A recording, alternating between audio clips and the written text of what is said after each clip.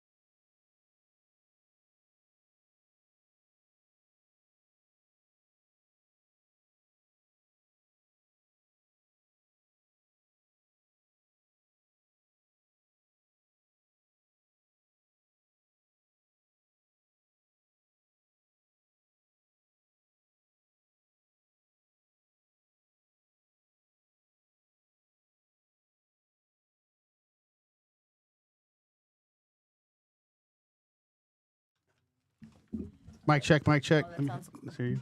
Hey. Mic check. Okay, we're good. Yo. Hello, hello. Okay, we're good. Let's rock.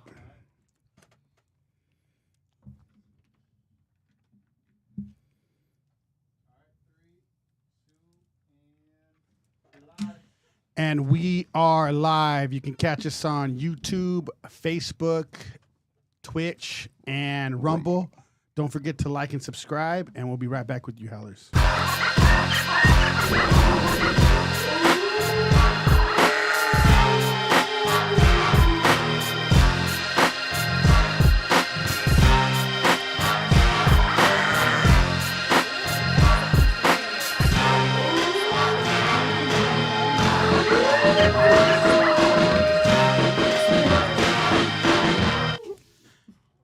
Howls over Baaz. I'm Jacob Casas. I'm Rico Savage. And it's Melanie.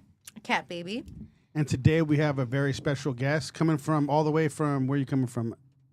Where'd I drive from? Or Yeah, where'd you guys come from? Both of them. Oh, I drove from Calabasas. But Oh, I'm Calabasas. from Atlanta, a town of sighting. You know what I'm saying? Why don't you introduce yourself to our audience? Tell them a little bit about who you are and what you Hi, do. Guys. Hi, everybody.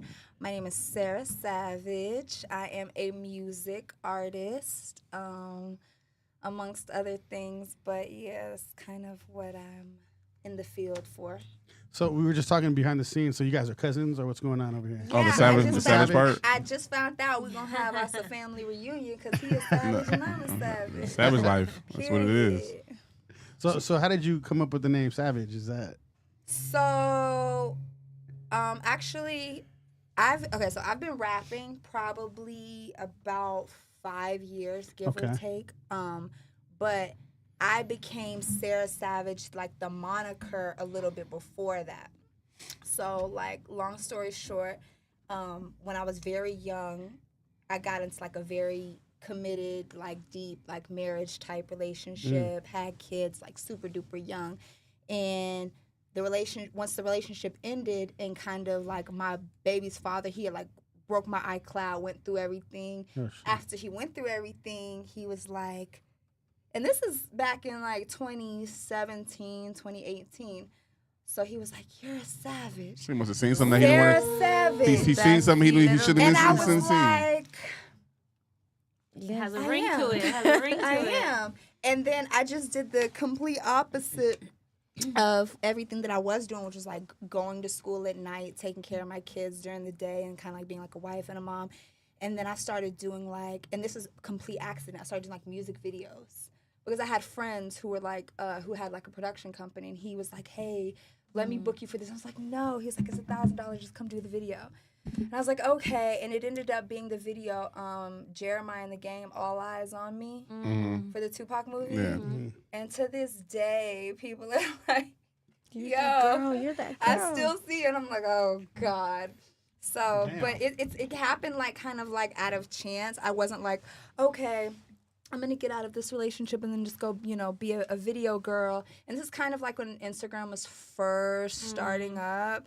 Like It was just pictures. exactly. There was no videos yet. Yeah. And so I was like flying to New York, doing photo shoots with like I was doing like the the magazines. It was like Jose Guerrero. I don't know if you guys know. Yeah. Yeah. Okay, so when he was doing like the magazines and the coffee table, he was like, "Hey, come out here to New York." Da da da da. So like it just started happening by chance, and then I started booking like clubs all over, like Nice. Miami, back home to Atlanta, To perform, or- Houston. No, I wasn't doing music. Just a I was show? literally just like. Appearance. Hosting. It was before the Instagram girl thing was a thing. And yeah, I was hosting. It was like you could really get money Yeah, like for back sure. then. It was like the Migos was like really hot. So like Okay. this was at a time where like Atlanta artists in general were just tearing up the game. And see, I went to middle school with Quavo. So Oh. we would like get booked on stuff together, like the Migos and me, and people just started like knowing like my name and stuff, and people would say, and this kind of there were no real like female rappers out during the time, but people were like, "Yo, you pop your shit, you should like rap." And I was always like against being in music because like I came up in music. my whole life has been in music. My mom literally almost had me pretty much backstage. She was like a professional musician. Okay. And my dad was like her manager, and that was kind of how they cohesively had like this amazing marriage and stuff like that. And then I was like a product of that. So I was really like born into it. And I Music think was your thing. yeah, but I kind of like hit the Heisman on it for so long because I don't know. It's like, you know how like something's calling you and you run? You kind of don't want it. Like, you're like, nah, I don't think that's for me. I was doing everything else other than that. Like, even when I had to have my kids, I was going to school for like screenwriting and stuff like that. Because okay. I was a child actor. I used to be on a Tyler Perry show called House of Pain. So like I was like, I was more trying to do like film and stuff. Like I was trying to do everything but music, but it was just like it kept coming and like slapping me back in the face. Like everybody was like, you have like the personification of a rapper. And I was like, okay. So a good friend of mine who was kind of he was like a heavy ghostwriter. He was like, let me just put you in the studio. Let's just see what happens. I didn't know what kind of music I wanted to make.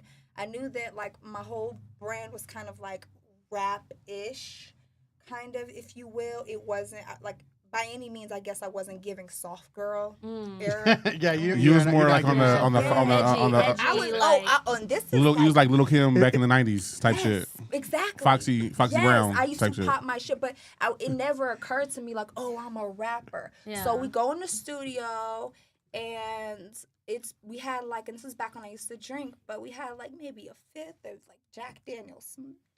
And it was like me, the producer. Yeah, it was me, the producer, my god brother, who he's a ghostwriter in the industry, and it was just us. And the producer, and it's crazy because the first producer that I worked with as a rapper, me and him are still close. He's my number one go-to when it comes to the cultivate. Like things have progressed a lot since then. But since that very first day, being in the studio, I think we did like 2 songs in one night, and they were like I don't even know how to describe the genre. It was almost like techno, house, rap, dark. It was dope. I felt like I was just pulling from my soul. And so from that moment, I was like, I think I really want to do this. And at the time, it's crazy because it's like, you'll start something and you think you're starting from ground, like floor one. And you don't realize until you actually get to ground one that the whole time you were underground trying to get to the first level. Yeah. So like, since then and leveling up and stuff like that, and even, not knowing where anything was going to go, now I'm with Empire, but even starting in that little studio, I don't even remember, it was somewhere off the 10 in like LA. But even starting in there, I had no idea how I was going to get my music out. I had no idea like anything. Empire is that? Yeah, we music was really music. Yeah, we had the president of Empire when in here. music was really Ghazi? Yeah. He signed me personally. The VP. there you go. Okay, yeah, the CEOs, he signed me personally. But that's what I'm saying. Everything kind of always transpired kind of naturally. I never seeked out anything. You know what I mean? Like, it just was always like, okay, I'm going to do this step. And then it's like, the next one just came in right laid after. in front of me. Yeah, but by no means in any way easy. But it's like I get a confirmation after I do every step. I get a confirmation to take another step. To keep going. Yeah. So then, what do you think it was that made you not want to even be a part of the industry? When you say like you get the calling and then you were trying to run. Yeah, with music. Yeah. Why do you think that? Why that was like? Well, usually people don't want to do what their parents do. Is that what it was? I mean, I think that it was a few things. It was because, like I said, at the time, the only real female rapper out, and of course, there's, we have our legacies, we have our Laurens, we have our Latifahs, we have our Kims, but the only person who was out was Nicki, and she had been holding that spot since I was a little girl. Like, it was like, I grew up listening to Nicki, and then, like, finally being an adult, Nicki's still the only one who was doing it. Yeah, so at the time, I think it was just more of like not having like a surety in like what lane I wanted to go into, because there was a lot going on and still has been a lot going on internally with me musically. Like, there were so many different levels that I wanted to hit. And I didn't know kind of, I guess, how to start that up. So sometimes for me, I don't know about anybody else, but when I'm overwhelmed, I'll just be like, I'm good. Did being a girl make you a little more guarded? Like a little more careful? Yes. But I also felt like it was a little bit of a cheat. I felt like it was a little bit of a cheat code as well. Mm-hmm. You know? Yeah, it can be. Yeah. Yeah, I felt like, especially because, you know, I feel like I had already had relationships with a lot of people in the industry because I kind of came up in it. Yeah. With my parents, both sides of it. So it's kind of like I always knew super famous people. I was always at Around Oscar parties. I've been going to the Grammys. okay. So it was like, It's kind of like your field. Like you're already. and I just You're over ran it. from it. No, it's not even that I'm over it. It's just that I ran from it because I didn't want to seem cliche, I guess. Oh, okay. okay. You wanted like You want to make your own name, your own Exactly, lane. yeah. Okay. And I wanted to be sure. is acting still something you want to pursue? Absolutely. I think, though, where my bag is as far as acting is I'd love to be able to write what I act, or at least just in general, you know, if kind of on some Tyler Perry shit. And maybe, you know, maybe it's on, I'm a Virgo, he's a Virgo, so it's kind of like, but I really see myself like I could jump in and act, but I love screenwriting and I love putting together. I was gonna the say, did you story. finish the schooling for screenwriting? I and all didn't that? finish, no, because I, you know, Are you still in it, kind of? I didn't, but I do want to go back. Oh, I okay. do, yeah. I I'm want just taking it kind of like a break, or It's a long break. But yeah. we're not gonna talk It's about okay. Well, the time. thing about acting and film is it's a huge money dump, right? Like even down to just starting out, getting equipment. Like, Pictures, even your pictures, your will- headshots and thank shit. You, That's, you will Yeah. go. Good headshots cost at least $700-800 Yep. bucks. Okay, these days it's everything is self. So for me, I've always known, and because I came up in the industry and like I was on Tyler Perry's very first TV show, and now the man has a compound. a studio, yeah, in Atlanta. Bought Yeah. Fort McPherson, which is Acres. Yeah, it used Acres to and be acres. a Well, base. studio, yeah. So to see him come, and I watched him. I grew up watching his stage plays before he ever filmed. I used to watch those on tape when it came You know from what Indiana. I'm There wasn't none in saying? There was The none in live- the Like California. that's all we could Yeah. watch. Like, cause whenever I would go with my mom to get her hair done, or we get our hair braided, that's what would be in the videotape player, or Yeah. the DVD or whatever. Yeah. So to see that and that, I was like, okay, but he was smart how he did it. Yeah. So I just learned that if this is what I want to do, I have to build my own nest egg first, because I want to be able to produce my own films. Like I want my own Overbrook. Yeah. You know what I mean? And I bet it's attainable knowing that you were there, knowing Tyler Perry before that, and now you're like, I can do it too, right? Yeah. But even if I didn't know him, I feel like anything that anybody wants to do, as long as they put, you know, that plan for it and they see themselves doing it, anybody can do it. Yeah. It's So not easy. So you say you're a writer, right? Do you write your own music too? Then. I do. So what do you expressing to the people then? Like what? Because I mean, we always talk about how music. You're basically preaching about who you Life are, something, experiences. whatever it is. Like what are you telling your audience? So that was a big thing for me too when I was kind of deciding what image I wanted to give, what I wanted to say. I felt like I had a lot to say. I think that when I first started out, I was a little bit more rowdy. I was a little bit more, you know, fuck everybody, Savage. big yourself up. And it's still that. That's still the vibe. It's still big yourself Did that up. have to do with your relationship situation? Yes. And thereafter, like getting out of something like so serious, it's like I was so, I don't want to say traumatized, but I wanted anything that resembled nothing like what I had just came from. So the traveling, the going to different, like being in different city every 3-4 days.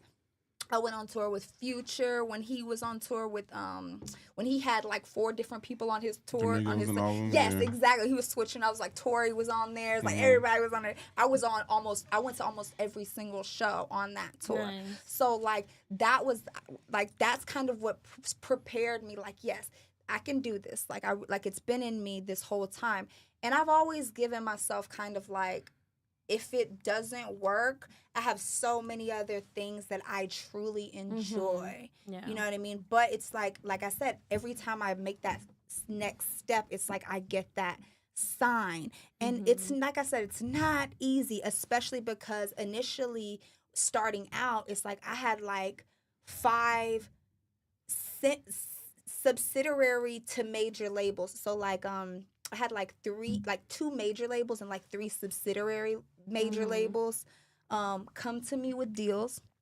One of them, and this is how I already knew, thanks to my mother, kind of how the industry worked, but it's like I went to the city, to the owner of the label's home city, stayed out there for a few months, vibes. They were building a studio, so they had a few artists at the time. Now one of those artists now went on to be a huge female rapper, but I was actually in the camp before she went to the camp. But anyways, long story short, so he had gave me like all this jewelry, and this is like in 2018, so this is like a bust down Patek, like iced out chains, all of this. And a lot of times this happens with like new artists, and it's like, you know, we're like, oh, They're you trying know, to buy you, catch me kinda. bust down. Well, yeah, sure, we know that, but it's more along the lines of once it came down to the contracts and stuff, all of the jury and stuff is factored into my You gotta contract. pay it back. So really and truly, even though I maybe didn't ask for this jewelry, because it's like, you know, you go to a jeweler and get whatever kind of jewelry you want, but it's like, okay, it's jewelry that's being given to me. Of course, anybody, especially if you don't have no bust downs and stuff like that, they're gonna take it.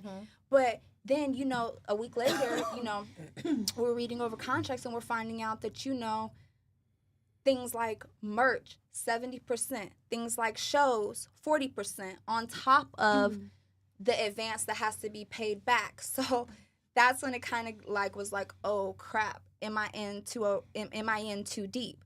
So I flew back home, being LA. We were living in LA by then. I flew back to LA, and I was a little discouraged because I was like, damn, like, you know, this person really had the money to put behind me. They had the studio, they had the equipment, they had the beats, they had the this. And I felt, and this is at a time, this is before I was with Empire. And I just, you know, I felt defeated, but I didn't stop. And I was like, I'm going to keep doing it. So I just kept recording. I was still booking out my own sessions, spending money out of my own pocket. I just had like this, I don't know, this inkling, you know? And right as I was kind of finishing what was an EP, and this is kind of when EPs were starting to just be a thing. Well, they've always been a thing, but they were starting to kind of come back around and be popular. I was finishing an EP, and this guy walks into my session, and he goes, "Is this you?" And I was like, "Yeah." He was like, "Okay, here, take my number. When you're done, come to San Francisco. I'll sign you to Empire." And I was like, shut the fuck up. Like, I didn't say that, but I was thinking, I was like, okay, cool. You know, I played it cool. And which gave me motivation. I hurried up, finished, went to San Francisco. So I didn't really know what I was walking into. I just went with the premise that the A&R who had walked into my session was going to be the person that I met with, because he had told me he was going to sign me, whatever. He said it's going to be simple, just the easy one-page paperwork. It's a simple distribution deal. It's like, I think the percentage is like it's either 30-70 or 80-20, with the majority, of course, in my favor. Nice. It's plain, simple. I keep 100% of everything else. Nice. So I get there. I'm waiting in the waiting room, and then the receptionist comes out and gets me, and she takes me into Ghazi's office, who's the CEO, the creator of the label. Yeah. So I'm like, oh my gosh, like, I'd heard of him, but I didn't think I was about to meet him. Yeah. Nor did I think, you know, he was about to be the one to sign me. So at the time, it's crazy because when I had decided I wanted to actually be a rapper, I had maybe almost 200,000 followers on Instagram, which at the time was a lot. Yeah. Like that back in the, this is before people was hitting millions. Yeah. Well, yeah, no. I know. So, I'm like, this is like 6 years ago though. Yeah. When like you said, there were no videos, there was no reels, so people wasn't like now. People be like, oh, I got 1 million too, I got 3 million, and they are nobody. So it's like, this was like, I had worked really hard, and that page got deleted. Oh. So I had recorded my whole EP with no social media. So Ghazi's like, you don't have any social media? I was like, no, my page got deleted, and I just said F it, like, I don't even want the headache anymore. He was like, how are you gonna promote a project with no social media? And I was like, you know, I don't Damn. know. I In a guess I'm gonna perfect figure it world, out. no, we wouldn't even need it. Right. It's just a thing now. Yeah. So what did he like? What attracted him to you and your music? Because you didn't have social media. There had to be some type of attraction where he was like, "Who is this?" Like, that's what I'm wondering. Well, he asked me some questions. It was so long ago, I don't exactly remember what questions, but he played one song, and it was a song called East Atlanta. And it was my very first song that I ever put out, and it kind of tells the story in a sense, if you could listen. Like, I do a lot of wordplay, so you do have to kind of listen, but it tells the story of how I started. Like, Okay. I jumped off the porch, 16, went against, all my parents' wishes because I knew everything, of course. Don't we all? And I just, I decided that I wanted a certain type of life. I wanted, to be, Well, that's what I want to get into because you're a writer. I'm sure you're super deep, like into what you're saying, what you're talking about, what you're writing about. You probably have things you probably never going to show anybody. You know what I mean? You have For sure. deep writing. So that's why I want to get into what are you telling the world through your music right now? So when I started out, it was originally I was popping my crap. But now, Savage. yeah, exactly. Yeah. But now, and I think I'll always be savage to an extent. But I feel like now, because I've evolved so much since that story that I just told you guys about being an empire and having no social media, that it's like I've really taken serious what I wanted the mark that I wanted to leave on people. Like, even down to back then, I didn't know who I was affecting. What is that? What's that mark you want to leave on people? So the mark that I want to leave on people is, number one, that, you have to believe in God. To whatever name you have to believe, to me, you have to believe in a higher power, honoring a bigger source than thyself, and then connecting thyself. Like me, I'm very, very, very close to my God. Like, I love God. Like, so that's your foundation then. That's my foundation. But through that's how you get your strength, your courage. There's a lot of things that I overcame. There's demons and problems that I started out with that I didn't think were problematic because I guess they weren't showing. But as I've gone on in this journey, and music has really helped me not only heal, but identify those things too.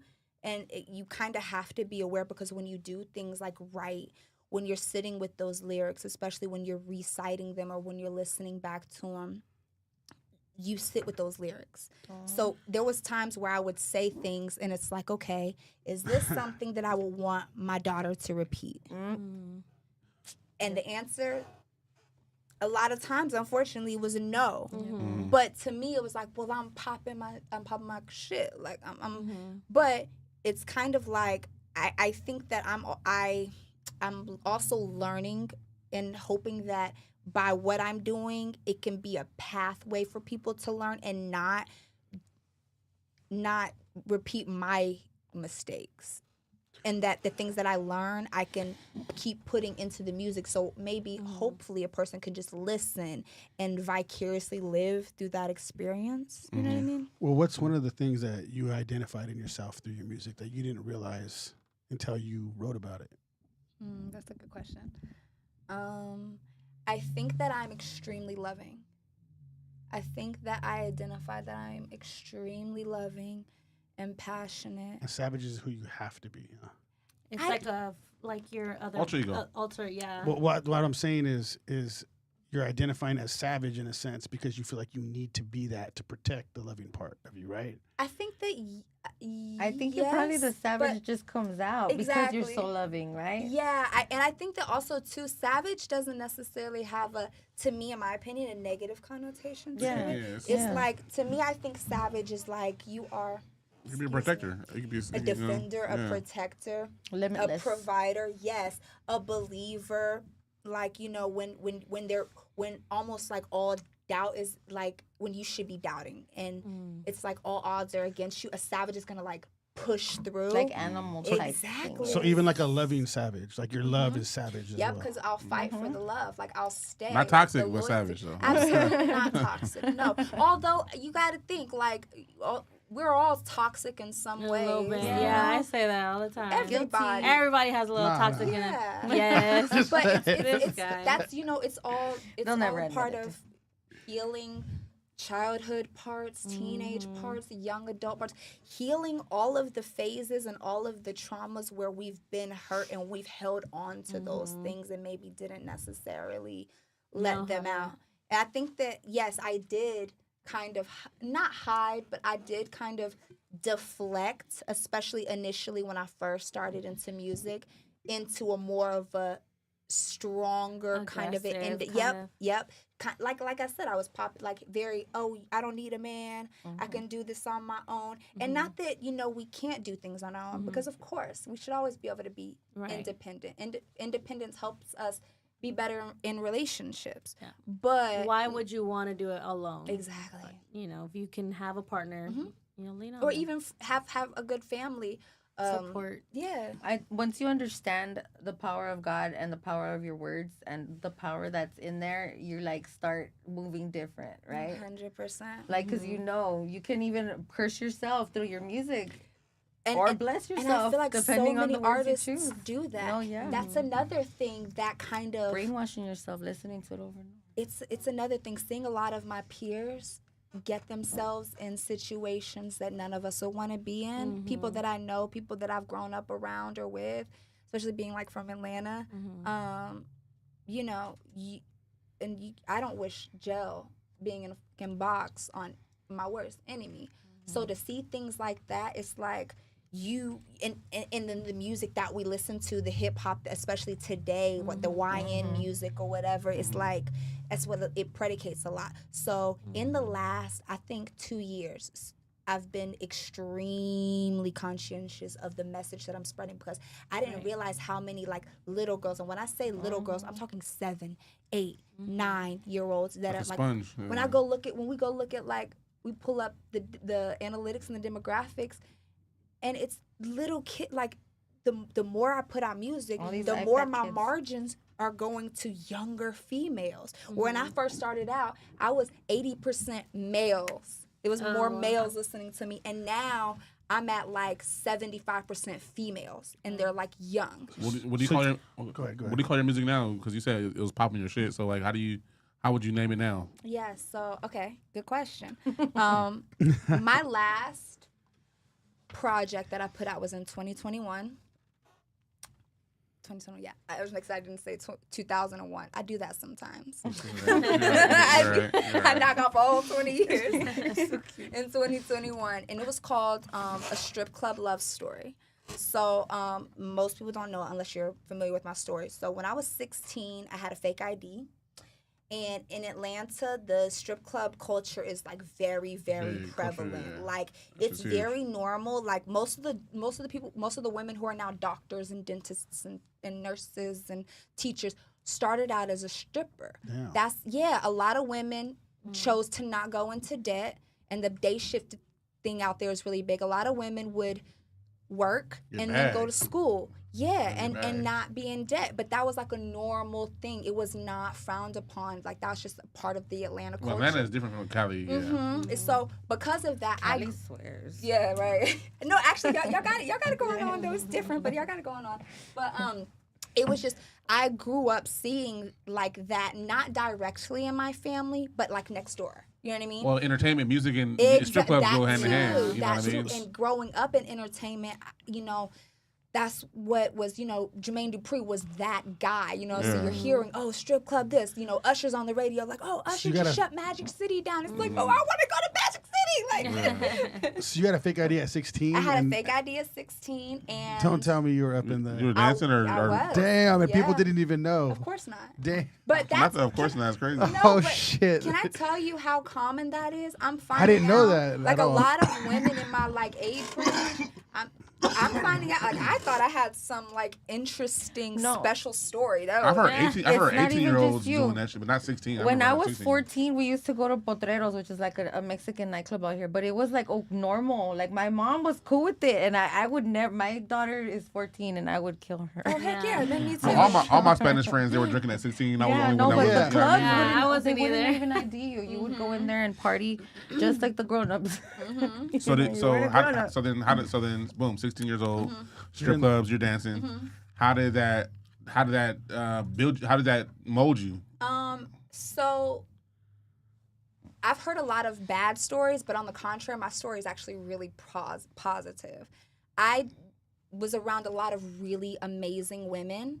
My mom is amazing. Like that's the thing. I went against everything that my mother wanted for me. Right. I just, we all do. Yeah. But in the strip club, I got to see a lot of like I said, women who are now doctors, who's now an OBGYN. Like That's where you got popping that shit from, huh? Yeah, because being that young and seeing these women like make $2, $3, $4, $5, $6, $7, $8,000 a day, and not and the thing is like they can't touch, it's there's rules with this. So the fact that there's boundaries and things like that, I always felt protected. And like I said, I don't know, it's kind of like being a stripper in Atlanta, especially if you're popping. It's like a hierarchy. You're essentially a celebrity. They have names, yeah. Absolutely. They have names. So People go for those girls. So by the time I was Because anyways.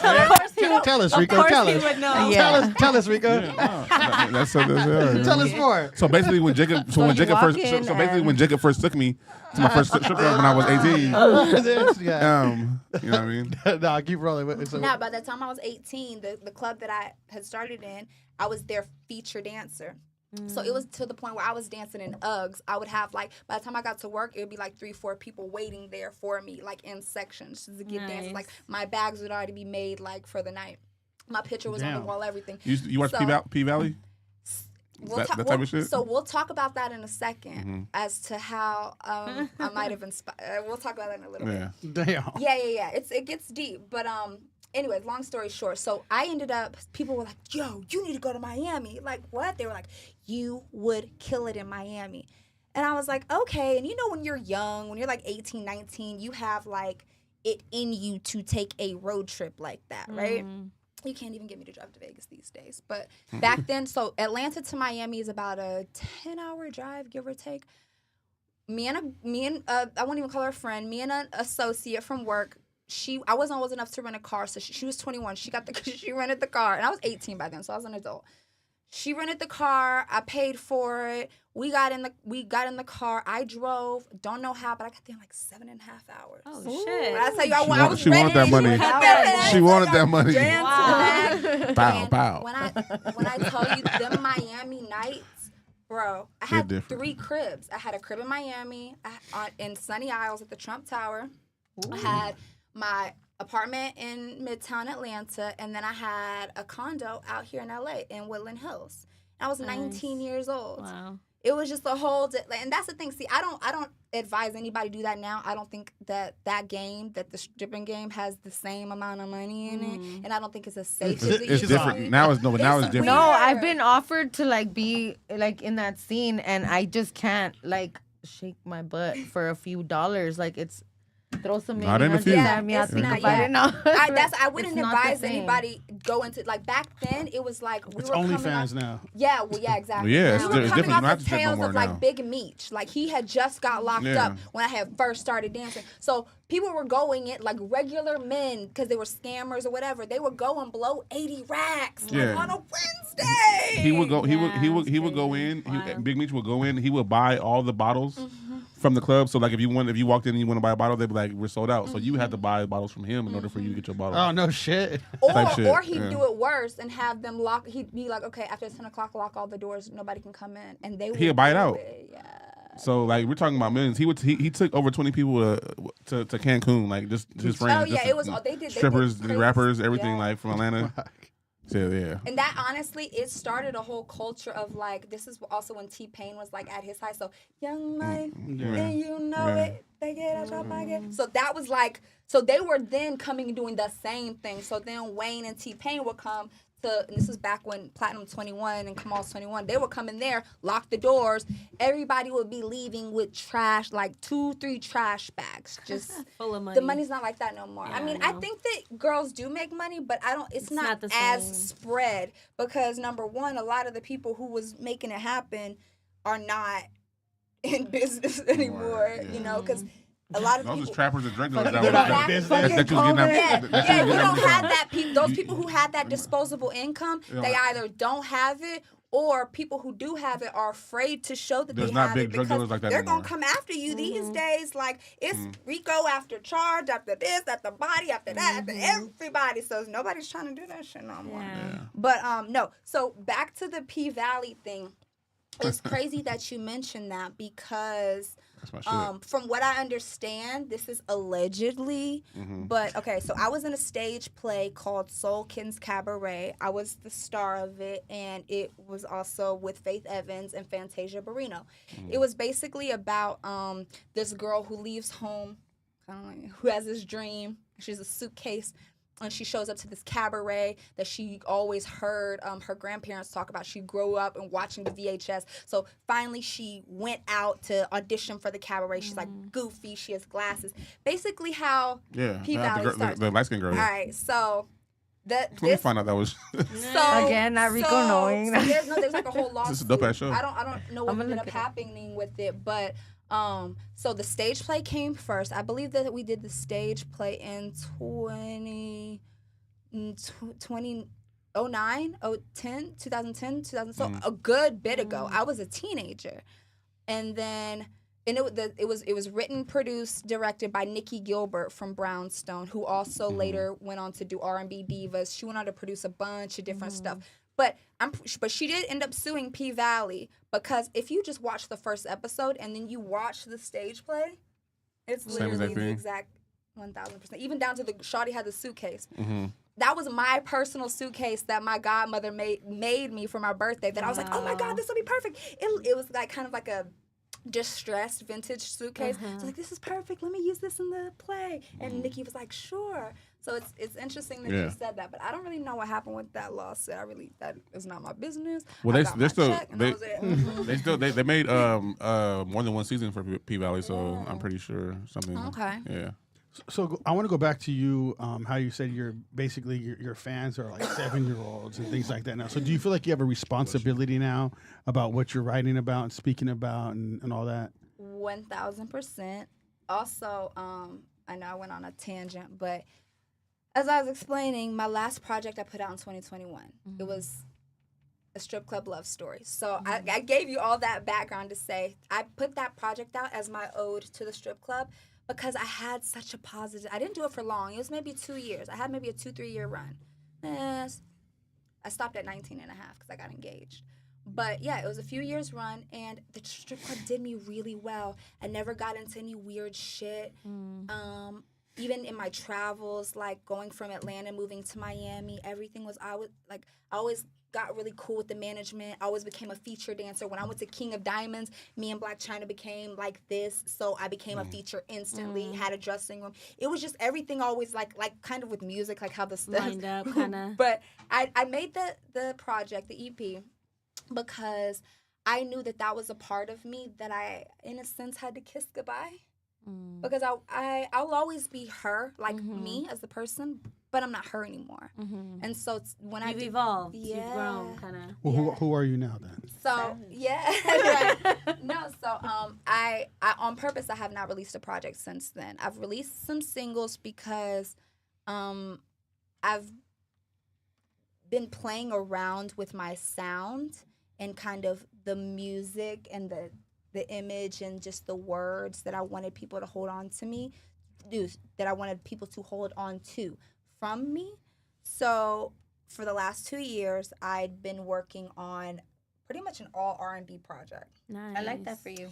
Yeah, a lot of people don't know. They think I Different just style. rap. Yeah, so my real thing is like singing. But I never wanted to come out as a singer because, like I said, I was never giving soft girl era, especially back then.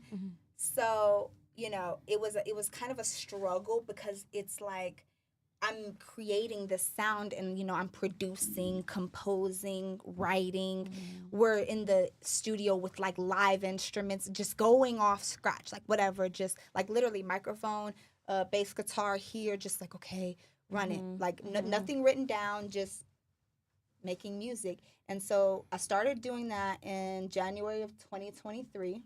And it was very hard because I knew that in doing this, I knew that not that I was saying goodbye to rapping or goodbye to that image, but just that I was developing and becoming who I truly am. And I've had so much fun, rap and just in hip hop altogether. It's been so much fun. I love it. But even now, I went to the club for one of my friend's birthdays, and I'm completely sober, so I don't drink or anything. But I smoke weed. That's California. That's No, it normal. doesn't That's count. regular. Right, I don't think that That's counts. regular, That's that's herb. regular. That's God. Not in California. That's fruit from God. But so I went to the club a couple nights ago, and it was like, and I used to run the club, and I actually went to a club that I've hosted 4 times in Hollywood. And it just was not, it didn't, I appreciated the vibrancy of everybody coming together, like communally and having fun, but it didn't hit the same. And like I said, I used to be the one on the couch, like, turn everybody up, like, spraying, she's like, you better like pour, like in long ago, before Baddies, before all of this stuff was on TV and being documented. And I'm just not her anymore. That's a good thing, though. You're growing. Yeah. You're not who you used change, to be. You have kids and all that, and change, just things they soften you up. And I don't even think that it's that they soften. What I think it is I think that I've just gotten the wisdom, the experience, the education, and now it's like I have so much that I've learned, and I'm so grateful for all of it. And I was very afraid to be vulnerable when I first got into this, even though doing music is something that is vulnerable essentially because it's your art. But I was afraid to be vulnerable with who I really was because even down to like I used to have a huge problem with the fact that I was biracial, and that people always ask me like what I am, or people always can't figure it out, or they try to like put me, and that used to bother me like a lot because I've always is it like that in Atlanta? Because out here everybody's mixed up. Well, yeah, Nobody gives a shit. But out there in Atlanta, it's so different because it's darker skinned people, more darker skinned in Atlanta. And then we have so LA has indirect slave culture. So like people's grandparents and that people, they experienced that. Whereas to where I'm from, we grew up next to our next door neighbors waving a Confederate flag, having one tied to the back of their truck, wearing a Confederate shirt, KKK meetings. And that doesn't bother us. They don't cause us being black people, they don't cause us any problems. It's not like, so, but people elsewhere on the outside looking over here in, they're like, exactly. But everybody kind of lives in this weird, harmonious, former plantation kind of a. So yeah, it is kind of a thing because we deal with that directly, and we don't really have very much of other cultures. Now we do because you have more transient jobs happening and things like that, people flying in from different countries. But me, and I'm a product of the 90s, so growing up then, you really kind of only have black and white, and then you have some Mexicans, but everybody kind of stays in their own. And then you have like Vietnamese, and they're really only you only really see them like at the stores, and nail salons and stuff like that. And I'm not being funny. Like that's just how it is. And that's crazy. And a lot of the different states are just like so different because over here like it's just so mixed up. Like I lived in another state for a while, and then it's so annoying because everybody's staring at you for being different nationality, but then you come back and nobody gives a shit anymore again. And that's why I think I moved here and just really tapped in. Even my whole family, like my family took a chance. Like my mom left a 6-bedroom house, like, you know what I mean, to come out here because she believed in me, you know, like. Is she kind of like your manager? For sure, she's definitely one. Yeah, she's momager. Yeah, Momager. I have a good little team, but my mom's, because at the end of the day, a lot of people don't have the opportunity to be that close to working quarters with, you know, their mother. So the fact that I have that, it's like something that I really cherish. And she's gonna ultimately lead you into the right direction with the right people. Because that was gonna be my next question, being that you know, you've experienced a lot of things throughout your life at a young age.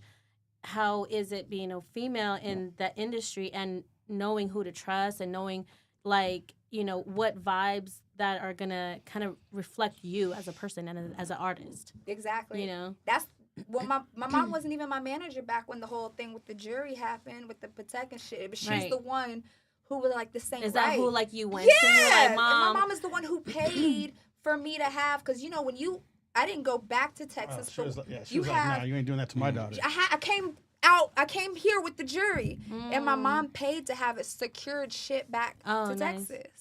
She's like, And I was like, "You're not doing this." I was like, but hold on. She's like, "That's not what we doing." I'm like, do you see now how these diamonds busting? You sure we shouldn't keep this shit? Yeah. Look, but hold on, just look at the light real quick. Check out, you know. Fine, But take no. some pictures for you, take it back. Yeah, no, I did. Oh, I did. That's like videos. I was making on all types of Snapchats.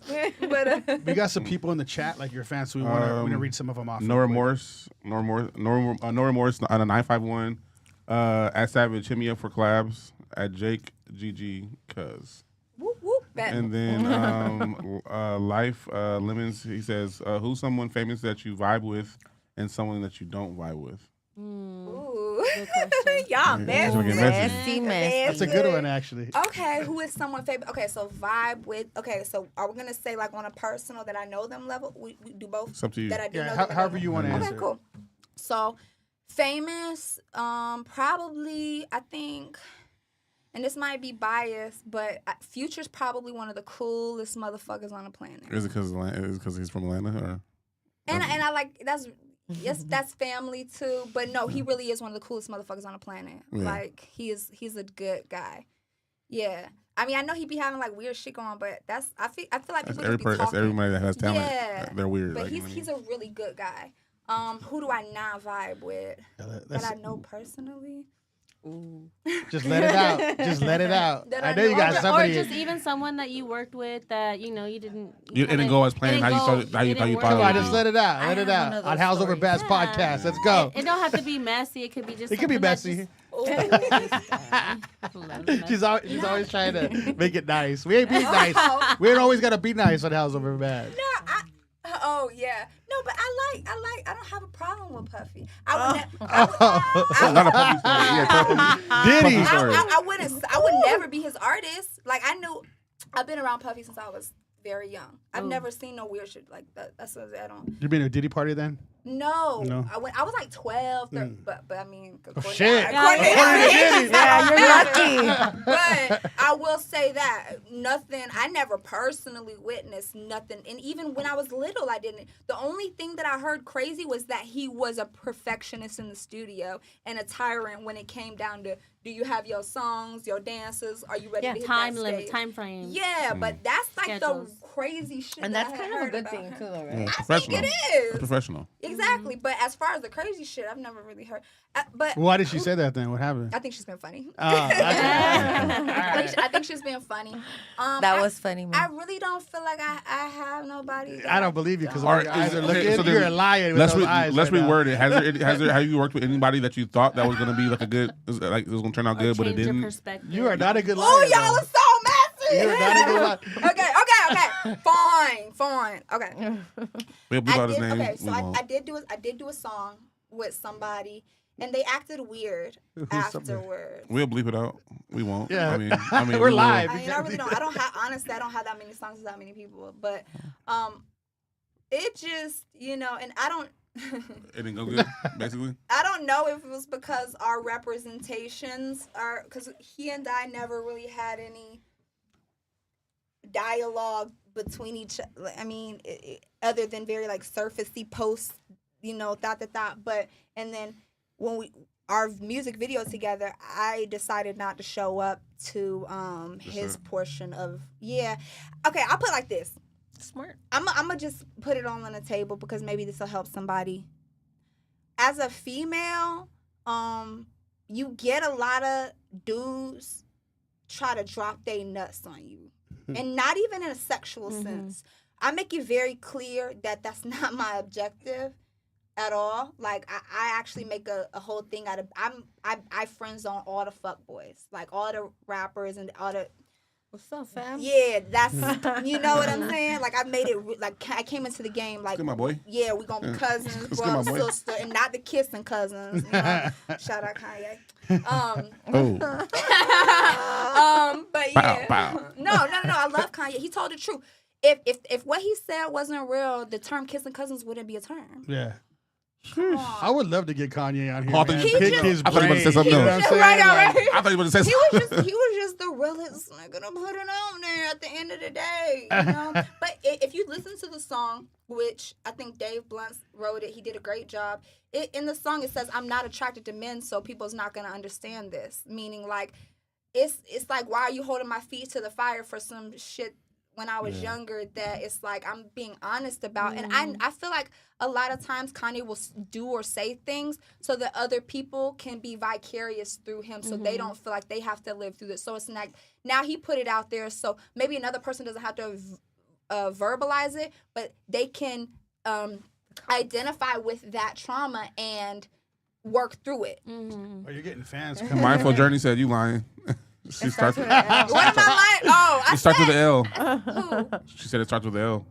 Starts Mindful with an Journey. L. Whoever you're talking about, starts with an L. She know who. So they Hey, know you. tell us in the chat. Mindful Journey. Mindful I Journey, don't tell even us in want the to get chat. nobody no. I mean, Starts even with the though L? they got their own clout, I don't even want to. People be suing for that. Tori- I put it like this. Tori? Tori's great. L. Tori's She said Tori's L. a Tory great Lanez. Tory guy. Lanez. Hey, come on, that's Tory like Lanez. Tori's a It's like Tori's a it's like great a guy. little No, something. that's one of my. I known Lil. Tori since One of them before Lils. he was famous and Lil. before I even thought about doing Oh it. my God. That's a great guy. So how about this? He's from Atlanta? No, no, from Canada. he's from who? Tori? No. The person you're talking about. He's from LA. Okay. Oh. There's a lot of like. We good got a kids out song together and a video. All It does you have start to with do an is all you L. have to do is They're Google not it. lying. It starts with an here. L. Google It's that one of real them quick. low rappers. Oh, got it. Yeah. From LA? Low. From LA. I think I know. I think I don't know. Might as well say it. Come on, say Anyway, it. I can't Lil- Google I fast mean, enough. it's no smoke, but I just feel like, They just didn't work all out. right, I feel like Lil I'm Pump? very Lil- big on vibes. Lil Pump?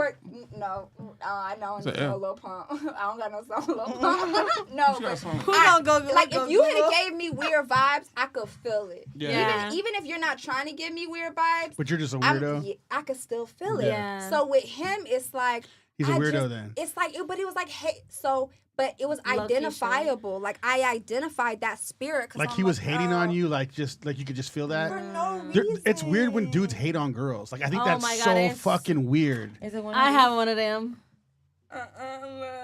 It's the first one that popped up. Oh. Let me see. No. But now, Hey, it's funny your friends Oh, are. I know that. I know him. Oh. Who? I know him. Just say the He's, right, name. he's running the party bus from us. I know him. I manage a music artist. Okay. We have a couple songs with him. okay, yeah. So Oh, they said I it's a don't. female. I don't. Oh, I yeah, don't. I know. You No, talked it's not a about it. female. I'm really like I know all the girls say I'm a girl's girl, but I'm really a girl's girl. I really am a girl's She girl. don't like. Yeah. She don't like the girls. Let me tell you something. No homo. All my fights in school, and it's crazy because my niece is now going through the same thing, was always with boys. I would fight two boys at the same time. I never hit fisticuffs with a chick ever in life. It was always squared up with boys. It's weird. So do you think you're a little hot-headed, toxic, or what do you? No, what do you it's call it? never me. Like I put like this. Well, if a dude's hating on a I chick, don't that's shoot No, she hitting on first. him. That's what I'm saying. Nah, I don't they shoot hit you. first. They It hit you depends first. who you ask. Yeah, like if you Oh, come shit. up and you take some shit from me, as if I'm not gonna go Yeah. in your shit. Especially if you're a boy, you're not. I just have never. I've never been one of those who was going to accept Disrespect, that. yeah. It's not inside Yeah. of me. Well, you shouldn't. I can't. No, Yeah. hell no. But I understand that there are people who are a little. They can handle things like that a little better. I can't handle things like that. No. Yeah, it doesn't work with me. So I'm very familiar. I'm very familiar with the spirit of when a male is given hater, jealous vibes. Like female vibes. I dealt with that Precisely. recently. Precisely. That's why I made a Sassiness. poster. I was like, male and females. that don't like me for no reason. You're weird. And Because it's that happens. We could get money to get like that's what we're supposed to do. And honestly, Beef with men. That's the thing. So we did a song. I don't think any of us knew it was gonna. It ended up doing really well. I kind of, excuse me, the Red Bull. I kind of put the on. I had people asking to book us together, like hitting me up, like asking us to do interviews together. Like I said, I did not even though I paid for the video shoot, I didn't even pull up to when they did their version because I was just so over it. Wow. And wow. it was wow. it was a lot that went into the whole shit with that. Like honestly, even that experience within itself, even the people who were working in the circle, and it was drama after that shit. Mm-hmm. How long ago was this? God. You and him? Not that long ago. It had to be like December, January. No, dang, that's like not the long. Yeah. Unless you're trying to get him for my birthday on Friday. I was talking to him. Mm-hmm. Maybe you can give him a phone call for me. Maybe you can make a phone call. I Tone changed my pull up. number since then. Starts I got a Starts with Dubai nine. number. Like Janet on Tupac. Ooh, Just that's change the I number. got as a soon I, as it I was went for over. I had a Pakistani number and now I got a Dubai number. Mm, Y'all don't know what that's from? no. Oh, Niger. The singer? No, you singer know the Niger? girl, the one that went to Pakistan and was like, I need 100K by the end of the week. I need land. You know? Oh, I did hear something like Oh, this. yeah, I saw that. know I what did you're saw talking it. about. Yeah. Yes. Some internet shit? yeah, Yes. probably. Okay. I posted it on my story. I was like, I want to be like her. No, it's when delusion literally can take you to your dreams. Hey, that's To crazy. manifest, Closed mouths don't get you fed. have to be a little bit like Now you got to be crazy a little bit. Delulu, Yeah. for Yeah. real. Look, I love It's the being in a key. Delulu bag, especially when it's just me at the crib, like manifest, like chilling, listening to music, writing whatever. Oh no, I'm gonna get real delusional. Yeah. What? Mm-hmm. Well, girls Life can of- get delusional really easy. Men so- should Nah, too, just though. saying. Life of It's a different kind of delusional. Life I of feel Lemons. Shout out for Life of Lemons for watching. It said, what female rapper would you work with, feature? Ooh, I mean, I love Onika. I love Nicki Minaj. Yeah. Just everything that just I don't know, just getting shot down, people, memorializing you, digging you a grave, throwing dirt over it, I don't and wanna- then you rising up out that mother, like, ha, ha. Man, it's just something about the tenacity. Nicki or Cardi? Oh, Nikki, what you mean? That was quick. Come on. She Yeah. just said she. Cardi that's has her a great image. first I love artist. Cardi's personality and image, but I don't really know it other than Bodak Yellow. I don't know any Cardi songs. I don't. I Cardi's love my Cardi. spirit animal. No, I I love love Cardi. Cardi. Cardi's a Libra. I think she's beautiful. She's my birthday twin. All of that. Yeah, I know. I love me a Libra. But just when we talking about, like, here's the thing. See, I go back and look at videos of Nicki from 1997 when she had like hair, real Yeah. hair, Yeah. pressed out hair, tank top like this. She looked like a dude back She was then, like to be the- honest. Like, yo, yeah. and, like, it's just here. So for me, it's here. So when I see somebody else that is here, I identify with them, and I'm like, okay. So that's so for me, Cardi is beautiful. She's smart. She's tenacious. But I don't think it's here for her. I don't think music is here for her. Does that, if that Yeah, makes no, sense? I get you. I feel it. Like, yeah. she's good at it. I feel like it's very Right. when she does it. Heck yeah, I'm gonna throw it in. I'm gonna throw it Right. in some rotation. But I don't like. I'm listening to Nicki. So okay, so then Now she has no. Yeah, go ahead. So I'm gonna ask you this without asking you, so I can get a better answer. So obviously you will work with Cardi. Oh yeah, I love Cardi though. You will work with Nicki. I mean, I would. Dream. Y'all could hit me with a dump truck So twice. so then out of all the female rappers, who wouldn't you work with? Who wouldn't? Yeah, that's what the chat's asking. Yeah. Oh, y'all's messy. That's the same person. That's Who- the Same person. Yeah. Same person. Okay. Who wouldn't I? Or who work would you be like? I'm okay.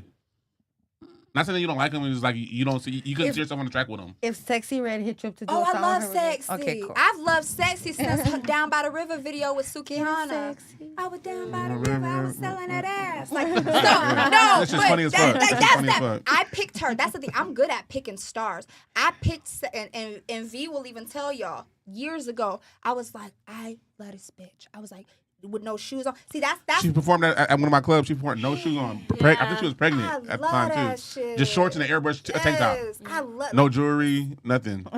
I love that twerking, shit. pregnant. I love Suki. on stage, I swear. What about I Sukihana? love Suki. Suki with the good. I like that she said, I don't want to be ghetto no more. I said, bitch, I feel you. Okay, so then Foxy Brown or Lil Kim? Ooh. Kim? Kim. I love Foxy. That's basically that's the beginning of Nicki Minaj. That's who Nicki Minaj got her shit from. 1000%. And I wish that they could just get along. Right. Like, why can't royalty So exist then- among so, okay, so each then- other like back in the day? So Queen and Queen, which one? It's if I had to choose, She gonna pick Nicki. yeah, you know, because it's something it's something that when you ain't got no beat, but you could sit there with a pencil and a paper and just go. That's where I'm married to that, and so is she. I don't see very many people like that. Like Drake is like that. So where do you? So it's Nicki, Lil Kim, Sexy. I love Sexy. Are you putting them in order? No, I want you to put them in order, and then you have what's her name? What's her name? She wore the trash bag in their video shoot. Missy Elliott. Missy Elliott. Oh, that's That's what I'm saying. So she's What a. happened to her? Missy Elliott, I mean, she just. Oh, No. no. Missy Elliott, come on the Still pod. that bitch. She, Yes. Missy She just does performed at Coachella, no? she does a Yeah, lot she of did. like In the- stuff in the- for in the artists. outfit. She Yeah. helps- Intros and whatnot. She does like a lot of like mentoring, Maybe it's like panels. I thought it was She dope as does a fuck. lot You of know like what I'm saying? giving Still back, around. Sick. speaking. Yeah, no, Missy, and So she looks great. So top three then. Top three: Lauren, Mm. Nikki, Missy. Good ones. Can't argue with that one. Lauren's Lauren's a being different number level. one. Yeah, Lauren's a Yeah, different level. for me, I feel like because Her son's even dope. her son Her is son's dope. phenomenal. People don't know her son No, that sings that one song. Son Her son is dope. is the Sing it, which ever one? loving shit. I'm not gonna sing a song because he sings Sing it, like Rico. I'm not singing it. Come on. So go. he basically has a song with The guest is asking. The guest is asking. Bob Marley's son. She had a baby with Bob Marley's son. Yeah. So he did a song with over his dad's shit. That's hard. I It's didn't know fire. that. No, he's The brother, not Bob. Is Gong Marley. I think it's Gong. Is it Gong or the other one? There's Bob Marley. There's Gong, and then there's another one. Damien. I think it's Damien. It Yeah. is Damien. So they had a son together, and he sings, and his song is kind of like a reggae song. Everybody know what it is. I'm not singing it though. I think I know what you're talking about. Yeah, he's Damn. dope. He's He's fire. dope. When I first heard his music, I was like, wow. I know your mom and man, yes. Lit. Yes. As a true Nepo baby should. So yeah, music. When it comes to music, it's not even color, no matter race, Mexican. Like that should reach everywhere. Everywhere. That's the thing about music. That's a good thing about it. That's So. what I love. Honestly, I love. So it's so much fun to go look at like the algorithms and like the demographics of like when I like put out something and then go look at like who's responding and to go see people like in India or Brazil or South Africa, and it's like, oh my God, you identify with me? That's what's up. I'm like, okay. So now the type of person I am, if I find out you fuck with me, I'm gonna do stuff just for you. Do you know what I mean? Like, so now I'm like, okay. I'm You doing right? I'm doing I'm just belly listening. dancing. yeah, What the I'm doing like Look so at you many like, different hey, what? just you know what I'm saying? I wanna The fuck is wrong with this guy? This guy's tripping over here. We're still waiting for you to sing, actually. yeah, come on. I feel like The I guest get is asking. These are mixing that all up into your music. You know what I mic. mean? The different cultures. Culture. That kind of like Most definitely. Most definitely. It's crazy because over the last 2 years, I haven't released a project since 2021 on purpose. I wanted it to be space, like a divide, because May 9th, I'm coming out with an album, and it's all R&B. So it's That's coming soon. the next month. Yeah. I know. Couple weeks. the pre-order is this Couple Friday. weeks. Couple weeks. Nice. So Shout it out to the audience. Shout it out. and where they can get it So- from you. My very first R&B project called The Sara Docs comes out May 9th, and pre-order drops this Friday. can Producer they pre- features. So yeah, no features. I Yeah, that's dope. had features, and then we all collectively decided that the album just runs better by Nice. itself. It's I one want to of see you. them. It's you. It's all me. It's you. I wrote everything. I predominantly produced everything. My player partner, like I said, the first motherfucker to put me in the studio back when I did not know what I was doing, he has been my producing partner on this project. Nice. Shout out to Juice. We've been kicking it since 2018, and now we're here doing a whole different sound. And then I also Yanni, he's like the heavy hitter for like a long time. He has hits on everybody from Chris to Trey. He pretty much, discovered and packaged Danny Lay.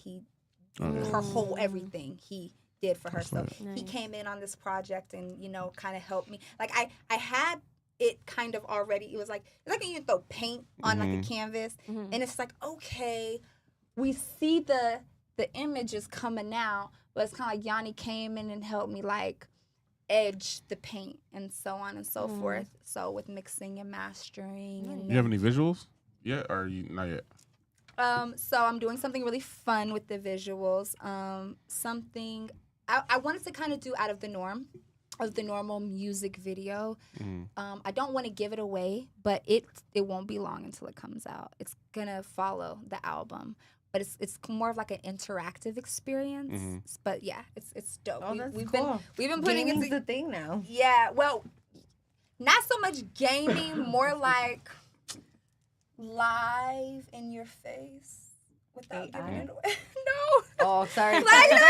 Yeah. I'm bad. It's okay. Like Yeah. it's like performance. It's like performative. It's like performative. Like, I don't know. It's hard to explain, but you guys will see it when it comes out. But the album drops May 9th. That's a Friday, right? Yes. She. Because 10th is my daughter's prom. Okay. So yeah, that's the right day. May 9th. And it's called the Saradox. Saradox. Where can people pre-order? I think now the only place to pre-order shit is iTunes, right? Spotify doesn't do it any.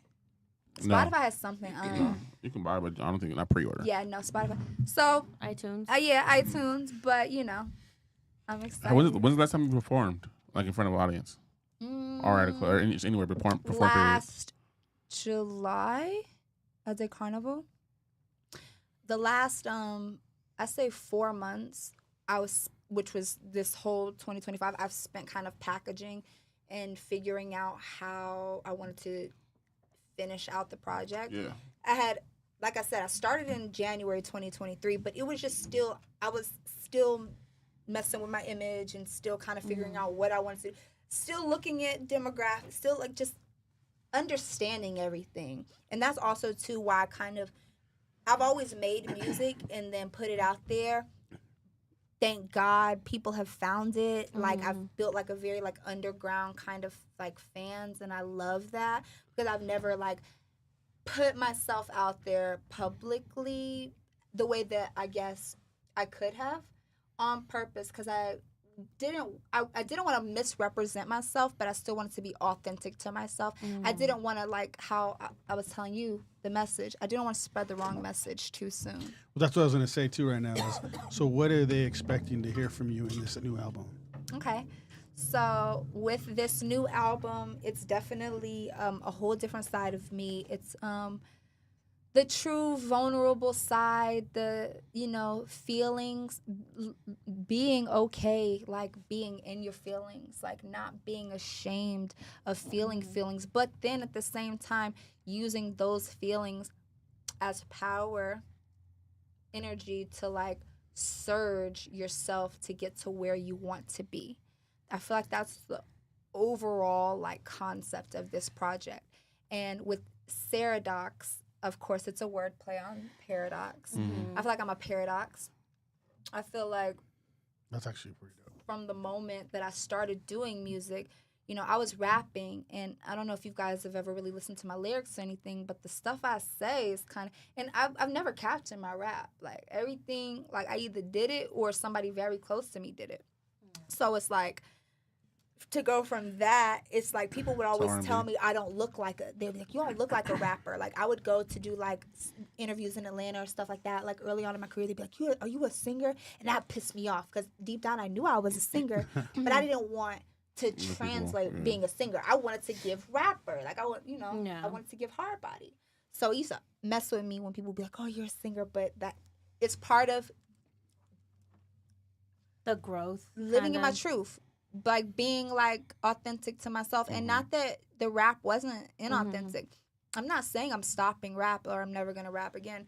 This is just a more truer chapter of me and who I am. And I also feel like the music quality is better.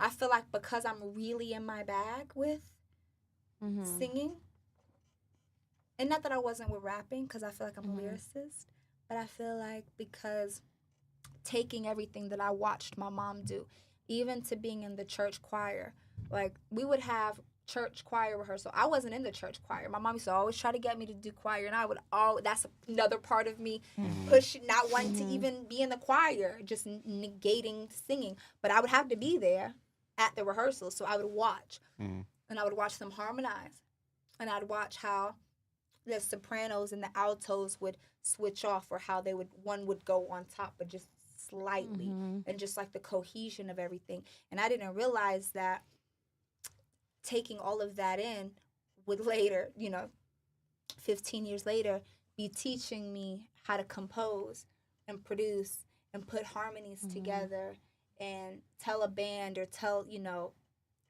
background singers what to do. But the cool thing about this project is there's a lot of harmonies and backgrounds, but I did everything myself.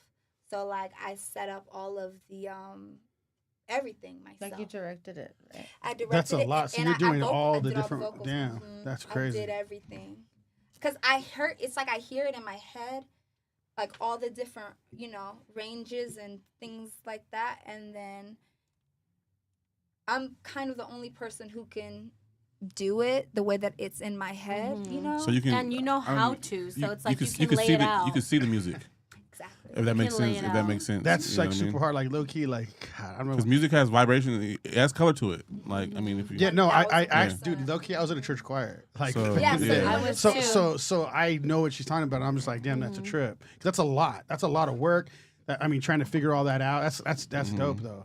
Yeah, and honestly, it's crazy because they were there for some of the, at least the beginning of when I was first like, I think I want to do soulful music, guys.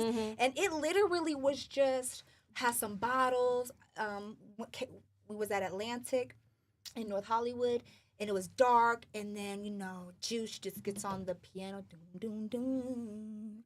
And then I hear this. Oh, you're gonna have to sing something for us now. Oh, no. Yeah, sing But something. do you get what I'm saying, though? Yeah. Like, and then it's like, okay, so then I tell my engineer, I'm like, okay, record me, just keep it. It's gonna sound crazy, but just keep it, and we'll come back to it later because I want to just remember this. So we were building songs like that, like no real direction. And that's the thing, like, I always had this, like, hang up in my head because I would go into these, like, studios or, like, these artists or, like, these writing camps. Ooh, really the writing Dang, that's camps. dope, though. And then they have, like, these boards with, like, all these ideas and things that they've written out. And I've never been that type of a person. I don't write any of the lyrics down to the point where it's so annoying when shit comes out. I have to go and, like, type every like, I have to go listen to the shit over and over again because I freestyle. There's Oh, writing damn. Yeah. Yeah. That's Oh so yeah. cool. So the further you go up in the food Yeah. chain, I'm starting to I got a little writing camp now. I got a little group of writers now. But the further up, like, for example, like, and I'm not trying to put nobody business out there. This is kind of known. Like, for like, let's say Rihanna, there'd be 12 of us sitting around a table just bouncing ideas off of each other. Well, okay, bad girl. Okay, bad girl. How? Bad girl in a sense of, bad girl in a sense of, I'm going out tonight. Okay, well, what do we want to portray? Why are we going out? We're going out because we just had, I had a breakup. And I want to say, haha, to my ex. You know what I mean? So, like, writing camps will sit there and they'll do that and that. So that was never, like, my creative process. It's always just, like, hear, like I would either hear something somewhere or personally be going through something, internalize, maybe take something from a TV show and just kind of blend it all together, and then use the studio and the mic as just a way to project. And then, you know, for a second, I didn't know what it was going to sound like when I first started, you know, with the singing and doing the softer music. I didn't know it was going to come out. So I didn't have a plan to put together a project, hence why this one took 2 years. But also in that, I got into a relationship, the first serious relationship that I had been in since my kid's father, which is a very long time. So with that, it kind of brought out those other emotions. Yeah. So it helped the R&B? 1000%. So is this a healing type of R&B, or is it more of like a fun, lovey-dovey type of R&B? It's definitely healing. It's definitely. I know. As soon as you said that, you just smiled. Like you caught that. It's transformative journey, healing. I feel like it's 10 songs on the album. I feel like from song number 1 to song number 10, it kind of takes you through like how I lined each song up. It just kind of takes you through that journey, that process. Different feelings, different emotions, different pockets of those emotions. But it's like it's R&B, but it's not too heavy, if that makes sense. It's not like the crying R&B, like where you're like. It's got it almost sad. It does kind of, but And it's it's not hard to- crying. But it's not crying. It's weird. I don't know how to explain it. It's it's hard a to put it in a vibe. category when it's you. You don't want It's to a box. You don't vibe. want to It's box not yourself. emotional, but it's a vibe. Like you feel the emotions. You just You're just kind of. How are you feeling now? it. What do you mean? Like how do I feel? Yeah, you I good? feel great. So you're at that point where it's You like, feel like you're healed then? I mean, I feel Yeah, like that's we're what- that's gonna what I'm asking. forever be healing ourselves. Like I'm supposed well, are to. you good now? Then you're right. We are It's always like- be healing. It's okay to be soft, and there's power in it. Yes, 1000. I feel like I'm balanced right now. I feel you. It's like I feel like I'm balanced. You know what I'm saying? I feel like I'm balanced because I'm so glad that I've been on both sides of the fence. Like I've gotten to like really like. I think a lot of times as females, we don't go out and live our lives and do what we want to do because we're afraid of things. And it's cool because I did it and I didn't like a lot of times girls will go crazy and they'll mess their reputation up, or they'll catch, you know, lots of bodies, or they'll just, you know, end up in some weird stuff, mess their credit, whatever, end up in some skin, whatever, you know, whatever the lively. And that none of that happened for me. I was like protected in a sense. It's like I got to live and experience almost just so I could report back. You know what I mean? Damn. It's almost like God let me have all of these crazy experiences just so I could report back. Yeah, he'll never put you through anything that you can't bear. That's for sure. 1000%. you were on a mission. Well, that was dope. Yeah, we Over. man. Yeah, I know. So I was gonna ask her some of this other stuff, but she answered it. Yeah. You know what I mean? Like she answered it. But if is there anything else you want? Because we go way over, but No, it was sorry. You're good. No, you're good. no. It My was bad. in a good way. It was In a good- flowing. yeah, in a So I good- just kept letting it flow. I was like, it's good. It was But in motion. But is there anything you want to tell the audience, or even like maybe like when sing a everything little is bit? when everything is dropping, yeah. Or Maybe do a little singing, just a little bit. Okay. Oh yeah, let's do that. So the Sarah Docs comes out May 9th. You guys, I'm bad with dates. I almost put us back in 2000. Those are what? Nelly jerseys, you know, Band-Aid. Like I almost put us back there. But no, yeah, sure. I'll sing something. Oh yeah, let's do that. I'll sing something. happy birthday, Rico. Oh my I'll sing something. Let's see. I'll sing a little piece because I really want. As much as you I want. want You don't when have you to- guys as much hear as you it want. to go through the transformative experience. But I'll sing a little bit of my interlude, and it's called Me and Me. So it goes like, toxic as you may be, used to be my baby, but you went and played me. No Jay-Z and B, just me and me. That's dope. Give it up. That's the part of the interlude. Okay. We work through the to the project, Uh-huh. you'll get me and me. Thank you for That's that. kind Coming out May 9th. May 9th. May 9th. Yeah, May 9th. Well, how was your experience on the show? This was so much fun. You guys are great. We appreciate you coming on. Yeah, I mean, I loved the show before. Like, I thought you guys were doing y'all's thing. Oh, So appreciate I that. was like, yeah, I would love to come on. Do the shit You the were so sheep. much fun. So Yeah. you so Yeah, you were a good time. Yeah. So our slogan is "Shed the Sheep." So on 3, we're gonna look at the cameras and say "Shed the Sheep." All right. 1, 2, 3. Shed the sheep. Howls over Baaz. I'm Jacob Casas. I'm Rico Savage. I'm Melanie. I'm Cat Baby. And you're I'm Sara Savage. Check out the Sara Docs out everywhere in every country in every city. May 9th. Don't Cop miss that. it. Let's go. I'm taking over the R&B charts. Watch. You heard it. And don't forget to like and subscribe. We're out. Peace.